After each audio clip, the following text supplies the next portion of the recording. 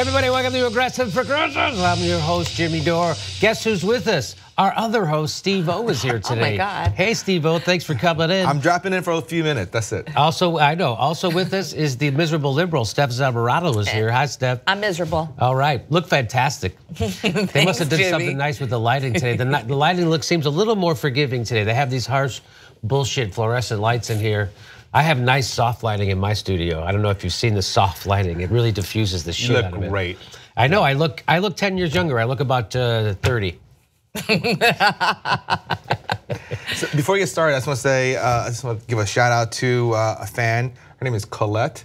Colette G is her name. Oh. Yeah. And Ali G's sister? I guess. And she recognized me at a restaurant nearby, came over and said hello, and she told me to say hello to you and to Steph.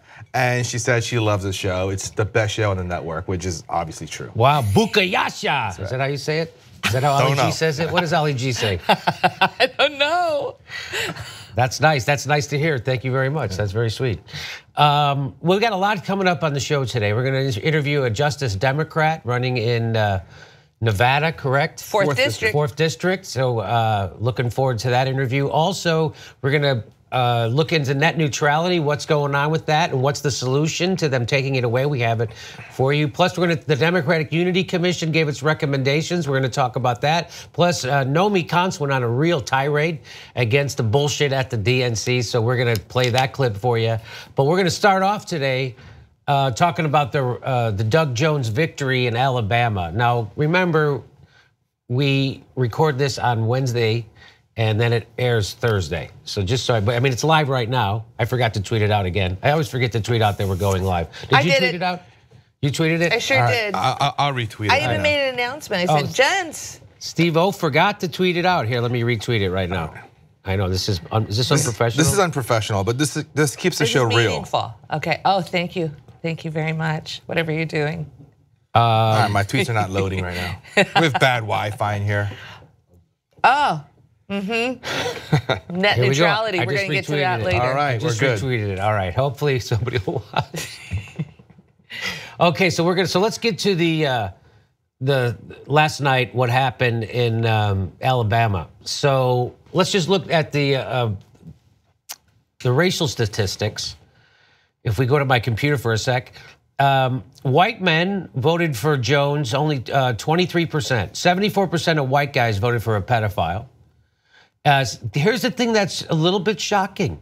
65% of white women voted for a guy like that. Isn't that, I mean, women are supposed to protect women. They're supposed to protect their babies. They're supposed to protect other women from predators. Isn't that weird? Women don't protect each other. They do not. They voted for Trump. Like, I think at 53% of white women vote. White women voted for Trump. I think that's funny that you said women don't protect each other. I think that's just funny, because maybe they do. Maybe women of color protect other women of color. Oh, I'm just talking about white women. Right. That white women who voted for this guy was obviously a pedo. Black men, 92% of black men voted for Doug Jones. 7% of black guys voted for Roy Moore. Now those guys. So weird. Do all those guys work for the RNC? I mean, how many? And then black women, 97% voted for. So again, that's stunning. And they came out. They turned out, right? So they came out. And who are those 3% of black women? Omarosa and her sisters. Yeah, right. I don't know. So I'm gonna. By the way, she got booed at a black journalist conference. It was funny, they laughed at her. Yeah. Actually, she goes, "I'm on the front lines fighting every day," and everybody laughed at her. So here's what Tom Perez says. Tom Perez says, "Let me be clear. We won in Alabama and Virginia because black women led us to victory. Black women are the backbone of the Democratic Party, and we can't take that for granted. Period." That's why we should not allow Nina Turner to speak. No, is that where kidding. You're going? No, but that's a great point, Steve. Yeah. Exactly. Why didn't they let Nina Turner speak? If you really think that black women are the backbone of the Democratic Party, why don't you listen to what Steve-O said? And why didn't you let Nina Turner speak again at the DNC, at the convention, I mean? Oh, that's right. But you did let a billionaire white guy who instituted racist stop and frisk in New York City. You let him speak, right? And he's a Republican. And he's a Republican. Yeah, he can speak. Yeah. But not Nina Turner, because what was she, radical? She was looking out for the rights of other people. She's a little too concerned with the poor. Yeah, it's amazing. And the disenfranchised. She also warned the Democratic Party, don't take our votes for granted. She did do that. So here's Tom Perez saying we can't take them for granted, but they have been. So here's Charles Barkley. Charles Barkley is going to lay down a little truth to the Democratic Party. Here we go. Well, this is a wake-up call for Democrats. Your Democrats, and I told Mr. Jones this, and I love Doug, they've taken the black vote and the poor vote for granted for a long time. It's time for them to get off their ass and start making life better for black folks and people who are poor. They've always had our votes, and they have abused our votes, and this is a wake-up call. We got it in a great position now, but this is a wake-up call for Democrats to do better for black people and poor white people. So the corporate Democrats, of course, are taking the exact opposite lesson from this, right? Yeah, before we go there, let's just kind of frame the conversation a little bit. So this is a big surprise win for everyone, right? Because everyone thought that despite all the allegations of child molestation and predation by Roy Moore, people thought, and I thought, that he would still win Alabama because Alabama is a deeply red state, and they already voted for Trump. That's right. Trump, crushed it there. Right. And all of Roy Moore's supporters seem to be very they weren't going to change their minds. Right. They had their minds set. Moore was their guy, and that was that. And it seemed like Doug Jones didn't have a real strong message other than don't vote for that guy and make Alabama an embarrassment. Right. Right. And then Roy Moore kept doing things that were worse and worse and worse. Right. He started talking about how times are better when slavery was around. Right. Families were stronger. Yeah, we should abolish. Except for the black families. Yeah. Well, wasn't he speaking to his constituency when he was saying those things? Yes. Yeah, and he was saying that we should abolish all amendments after the 10th Amendment, which is absurd. So no voting for women. I didn't either. Yeah, no vote. Slavery. No voting for former slaves. He's a crazy person. He thinks Muslims should not be allowed to hold federal office because they can't swear in on a Christian Bible. I mean, he thinks homosexuality should be illegal. I mean, he's a crazy person. He's a crazy person of the biggest order. Plus, even in prior elections, he underperformed comparatively to other Republicans. So already, even as red of a state as Alabama is, they were not really sold on Roy Moore because he's a nut. He's an absolute nut. He rode in on a horse to vote. What was that about? He spent the weekend before not even campaigning. He was just like on vacation, I think in West Point with his wife. Really? Yeah, he's a nut. He's a crazy person. Meanwhile, apparently Doug Jones, despite not having necessarily a great message, had an excellent ground game, and he went to all the places in Alabama where he could get the vote out, and he did successfully. And in fact, with respect to the black vote, he outperformed Obama. So he got more black. Kidding. Yeah, he got more black people to come out to vote for him than Obama got to vote for him. Right? Wow. So that's amazing. I think that's largely because this idiot Roy Moore kept talking about how things are still great under slavery. Right? I mean, he's a nut. So that's the situation that we have, and because of all of that, the Democrat was able to beat this homophobic, racist pedophile by 1.5 points. Yay! By 1.5 points, they won. So what does this mean? The question is this part of a larger trend? Is this a one-off? Is this a special circumstance? What is really happening here? Is this a repudiation of Trump and his policies? That Trump lost twice. He endorsed Luther Strange, and Luther Strange lost to Roy Moore. Then he endorsed Roy Moore, and then he lost to Doug Jones. What does this mean to Trumpism? Well, I think Trump just got tired of winning, like he said. Right? He got tired of it, so he wanted to lose twice in a row. Boom, boom. Yeah. So now that we have this unexpected win for the Democrats, and this is an important one because it shifts the balance a little bit from 52-48 to 51-49. And if the Democrats can pick off like a Susan Collins or Lisa Murkowski or whatever, they could obstruct some of the more dangerous Republican policies. So it's an important seat to win. So now the question is, what lessons do we learn from this? What does this mean? And here is where I'm less optimistic. Yeah, well, what Charles Barkley just said was, well, the Democrats aren't electable without black people. And it's about time the Democrats actually did something for black people and poor white people. That's exactly right. I'm so glad Charles Barkley added the poor white people element, because it's true. So poor white people, they are usually derided as being poor, ignorant, stupid. Right, low information voters. Yeah, racist and backwards. Right. And of course, some of them are, okay? But there are many who are not. And they are struggling and desperate just like everyone else. So I'm glad he, let their voices be heard here. And the thing is, if you don't address them, then not only do you not get them to vote for you, but they go to the other side. Right. Because the Republicans use their racist dog whistle to pluck off the deplorable ones to vote for them against their own self-economic interest. Right. So it's very important that one of the parties fights for the poor vote, whether they're black or white. Right. I'm curious, are we going to see more Republicans stepping away from what Republicans have been doing? Well, we'll see. I don't think so yet. I don't think so yet. I don't think so yet, but what will it take? One more candidate to lose? Well, it already was Lisa. I mean, they already didn't go along with John McCain, and Lisa Murkowski didn't go along with the repeal of Obamacare. Yeah. So look, this is what's happening.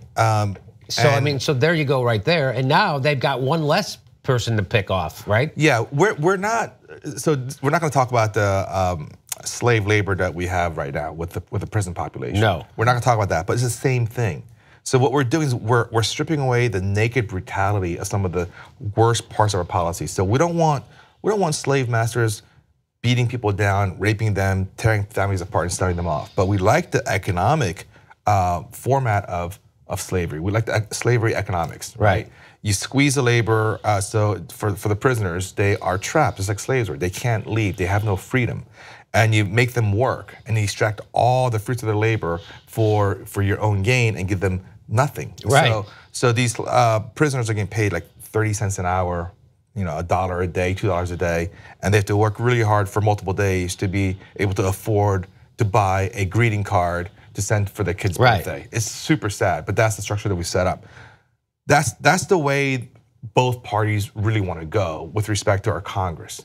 So they don't like the naked ugliness of sexism and anti-Semitism and homophobic rhetoric. They don't like any of that stuff. So Roy Moore is bad for business. But what they like is this nasty tax bill, a healthcare policy that really favors corporations, getting rid of net neutrality, all that stuff, all the centrist corporatist stuff.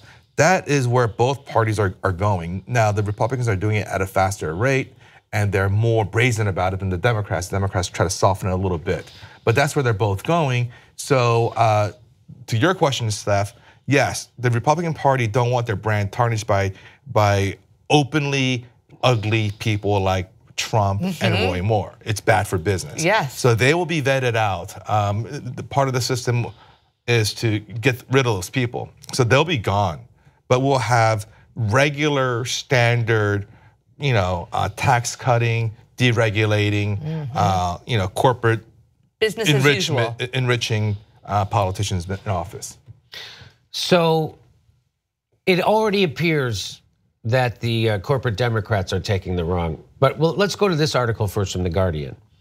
So we all know that the message that they should be taking is that you push policies that you think are going to make people's lives better. And what are those policies? Well, we think a living wage, $15 minimum wage. We think Medicare for all, single payer health care. It saves everybody money and it insures everyone. It's great for the economy. It's great for our budget deficits. It's great for everything, right?